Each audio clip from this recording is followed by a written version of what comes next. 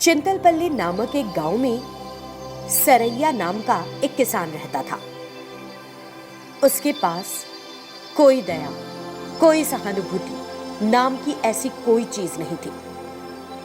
वो पत्थर दिल इंसान था, हमेशा गुस्से में रहता था। वो कभी किसी से ठीक से बात नहीं करता था। एक दिन वो अपने खेत में आया और चारों ओर देखा। उसने एक गर्भवती गाय को उसकी फसल चरते हुए पाया। ये देखकर वो एक डंडा लेकर उस गाय के पास आया। तुम्हारी हिम्मत कैसे हुई मेरे यहाँ होते हुए? क्या तुम मेरी फसल चरोगी? मैं तुम्हें जिंदा नहीं रहने दूंगा। मैं तुम्हें तब तक मारूंगा जब तक तुम खाया हुआ सब उलट नहीं देती।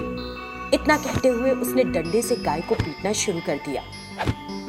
गाय इसे सहन नहीं कर पा रही थी और रोने लगी। देखो भैया, ये मेरी आखिरी गलती है। कृपया मुझे क्षमा कर दो और मुझे छोड़ दो। मैं यहाँ फिर कभी नहीं आऊंगी, कभी नहीं आऊंगी। तुम जो भी कहो, मैं तुम्हारी कोई बात नहीं मानूंगा। मुझे मेरी फसल दे दो जो तुमने खाई है, फिर मैं तुम्हें छोड़ दूंगा। नहीं तो पूरे दिन इसी तरह पीटता रहूंगा। इतना कहते हुए वो उसके सिर से पेट की ओर बढ़ता है। फिर वो डंडे से गाय के पेट पर मारने लगता है। भैया, अपनी भड़ास मेरे चेहरे और पैरों पर मारकर निकाल लो, लेकिन मेरे पेट पर मत मारो। मैं पहली बार माँ बनने जा रही हूँ। मेरे गर्भ में पल रहा बच्चा दर्द सहन नहीं कर सकेगा। मत मारो। इस तरह गाय उसके सामने गिड़गिड़ाई। फिर भी सरैया का दिल नहीं पिघला। वो गाय को बहुत जोर जोर से मार रहा था। गाय की पीठ खून से लाल हो गई और गाय रोने लगी। मुझे परवाह नहीं कि तुम एक सामान्य गाय हो या गर्भवती। तुमने मेरे 3 धान के पौधे खा लिए। उनमें बहुत सारा अनाज था। मुझे धान की पूरी 2 मुट्ठी मिल जाती। इतना कहते हुए वो गाय को मारता ही जाता है। इतना मारता है कि थक जाता है। यदि मैंने तुम्हें अपने खेत में फिर से देख लिया तो मैं तुम्हें जिंदा नहीं छोड़ूंगा। अब चली जाओ यहाँ से। गाय करहाती हुई और अपने बछड़े के लिए चिंता करती हुई पास के एक तालाब की ओर गई। वहां जाकर उसने पानी पिया। वो सरैया के व्यवहार से बहुत दुखी थी। ये किसान कितना बेरहम और बेवकूफ है। 3 धान के पौधे खाने के लिए उसने मुझे इतनी बुरी तरह पीटा। हे भगवान, मुझे इस कष्ट से बचाओ। जब गाय उस तरह तड़प रही थी तो अचानक उसके सामने एक संत प्रकट हुए। चिंता मत करो गौ माता, तुम्हारे सारे दर्द दूर हो जाएंगे। मैं तुमको एक शक्ति प्रदान कर रहा हूं जिसकी सहायता से तुम किसी ऐसे व्यक्ति को अमीर और बुद्धिमान बना सकती हो जिसे तुम चाहती हो। इतना कहकर संत वहां से गायब हो गए। कुछ दिन बीत गए। सरैया को उम्मीद के मुताबिक फसल नहीं मिली। इससे वो निराश था।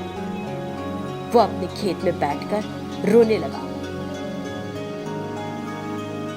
उस दिन मैंने एक गर्भवती गाय को पीटा था। यही कारण है कि भगवान इस बार मुझे सजा दे रहे हैं। उसे गाय की याद आई। उसी समय वो गाय वहां आ गई। सरैया ने उस गाय को देखा और उसे पहचान लिया। तब उसने उस गाय से उसे क्षमा करने का अनुरोध किया। अब तुम में बदलाव आ गया है, मेरे लिए इतना ही काफी है। तुम अपना जीवन जियो और दूसरे लोगों को भी जीने में मदद करो। मैं ऐसा जरूर करूंगा गौ माता। मुझे अपनी गलती का पूरा एहसास है। तब गाय ने अपनी आंखें बंद कर ली और सरैया को अमीर बना दिया। फिर सरैया उस गाय को अपने घर ले आया और बड़े प्यार से उसकी देखभाल करने लगा। उसने और लोगों की उस संपत्ति से मदद की जो उसे मिली थी। इस तरह वो एक अच्छा इंसान बन गया। वो एक सुदूर गांव था। उस गांव का एक मुखिया था जिसका नाम था जग प्रताप। उस गांव में जो कुछ भी जग प्रताप कहता था वो अंतिम निर्णय माना जाता था। उसके खिलाफ कोई बात नहीं करता था। अगर कोई उसके खिलाफ होता तो वो उन्हें प्रताड़ित करता और मार डालता। उस वर्ष पर्याप्त बारिश हुई थी और फसलें बेहद अच्छी हुई थी। किसान बड़े खुश थे। वे अपनी कटी हुई फसलों को बैलगाड़ियों पर बेचने के लिए ले जा रहे थे। तभी जगप्रताप उनके सामने आ गया। हर कोई ध्यान से सुनो। तुम्हारे द्वारा काटी गई सभी फसलें तुम्हारे द्वारा लिए गए कर्ज पर ब्याज का भुगतान करने के लिए काफी है। ऐसा कहते हुए जगप्रताप ने अपने आदमियों से जबरदस्ती करवाकर उन किसानों से सब कुछ छीन लिया। किसानों ने जगप्रताप से बहुत विनती की, लेकिन उसने उनकी कोई बात नहीं मानी और उनकी फसल ले ली। वे सब जगप्रताप से डरते थे, लेकिन एक ने कहा, जगप्रताप के अत्याचारों की कोई सीमा नहीं, हमें उसे सबक सिखाना चाहिए। कुछ दिन बीत गए। मोहिनी नाम की एक महिला जगप्रताप की बैलगाड़ी के सामने टहलते हुए आ रही थी। जगप्रताप ने उसे देखा और पूछा, तुम कौन हो? लगता है कि तुम इस गांव में नई आई हो। हाँ सरकार, मैं इस गांव में नई हूँ। मैं आपके लिए आई हूँ मालिक। मेरा नाम मोहिनी है। मैं आपके जैसे रुतबे वाले लोगों के लिए कुछ काम करके खुद को धन्य समझूंगी। अच्छा तो ये बात है। आ जाओ, गाड़ी में आ जाओ, हम घर चलते हैं। तुरंत ही मोहिनी गाड़ी में बैठ गई। मोहिनी जो जगप्रताप के घर गई, वो सारे काम बड़ी जल्दी समझ गई।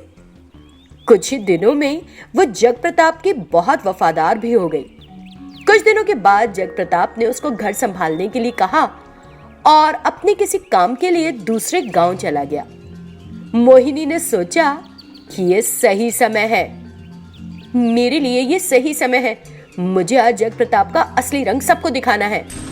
मोहिनी जो घर पर काम करने का नाटक कर रही थी, उसने सेफ्टी लॉकर खोला और उसमें से सारे दस्तावेज निकाले। जगप्रताप के वहां आने से पहले उसने किसानों के सभी संपत्ति के दस्तावेज ले लिए। फिर उसने किसानों के पास जाकर कहा, सभी को नमस्कार, मेरा नाम मोहिनी है। मैं एक पुलिस अधिकारी हूँ। मैं तुम सबके साथ जगप्रताप द्वारा किए गए अन्याय के बारे में जान गई थी। जगप्रताप ने तुम्हारे सभी कृषि दस्तावेजों को अपने पास रखकर बैंक्स में अपने नाम पर कई लोन्स लिए हुए हैं। इस तरह मोहिनी ने सभी को बताया कि कैसे जगप्रताप उन्हें धोखा दे रहा है। फिर वे सभी किसान उन दस्तावेजों को लेकर जगप्रताप के घर पहुंच गए। जब रुद्र अपना ट्रैक्टर ले जाने लगा तो जगप्रताप ने उससे पूछा, अरे तुम ट्रैक्टर कहां ले जा रहे हो? हाँ मालिक, आप बहुत अच्छे इंसान हैं। ऐसा लगता है कि आपने ये ट्रैक्टर मेरे नाम पर लिया है। यदि ये ट्रैक्टर मेरे नाम पर है तो ये मेरा हुआ ना, इसलिए मैं उसे ले जा रहा हूं। इतना कहकर वो वहां से ट्रैक्टर लेकर चला गया। तब वीरा वहां आया और अपनी भैंसे ले गया। इस तरह उन ग्रामीणों ने उनके नाम पर जो कुछ भी था सब ले जाने लगे।